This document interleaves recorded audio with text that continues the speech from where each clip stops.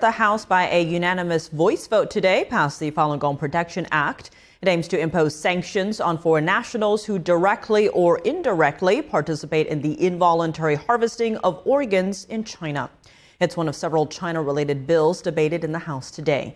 NTD's Arlene Richards has the highlights. After a floor debate, the House on Monday passes the Falun Gong Protection Act by a voice vote. The question is, will the House suspend the rules and pass H.R. 1540? Those in favor, say aye. Aye. All opposed? It's an opinion of the chair that 2/3 being affirmative, the rules are suspended. The bill is passed without objection. The act imposes sanctions on foreigners involved in forced organ harvesting of religious prisoners in China.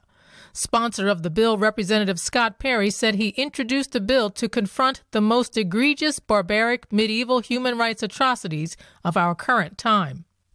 As we stand on the precipice of this vote, I ask you to join me in taking a stand against the Chinese Communist Party's systematic persecution of Falun Gong practitioners. Since the early 1990s, the Falun Gong, a spiritual practice rooted in the principles of truth, compassion, and tolerance, has been targeted by the Chinese Communist Party. By 1999, Mr. Speaker, an estimated 70 to 100 million people, roughly 5 to 7% of China's population, were practicing Falun Gong.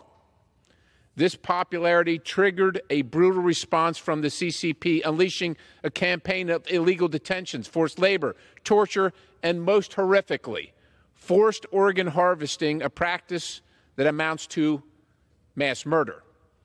On July 20th, 1999, the CCP detained hundreds of thousands of Falun Gong practitioners and banned their practice outright. Since then, the persecution has only intensified. Florida Representative Brian Mass said the House has been raising alarms about organ harvesting for decades. He explained the Chinese Communist Party's methods. These detainees, often imprisoned for their beliefs, are subjected to medical procedures that other prisoners are not. Blood draws, organ examinations, ultrasound scans. These are not for their health. These are the results, are then entered into a database, turning them into a human inventory for a state-run organ harvesting system. This is barbaric. These crimes, they are abuses by the Chinese Communist Party, and I think we can all agree that they have to come to an end. In an interview with the Epoch Times after the vote, Perry explained why the vote was important. We know the reports are out there. We know that the numbers don't add up. Everything points to what they're doing. But it's been too easy for all countries, including the United States, to just turn a blind eye to what we're pretty confident is happening, which is horrific. This ends that. This says no more ignoring it, no more looking the other way, no more just letting it go while you continue to buy communist Chinese goods and services. No more of that. The House vote is just the first step in the act's journey to becoming a law. It next goes to the Senate for a vote and then to the president's desk. Perry had a message for the Senate. For any senator that says no, we want to know why you approve of forced organ harvesting. Like we want to know that answer. What's the reason for being against it? Is there some good reason?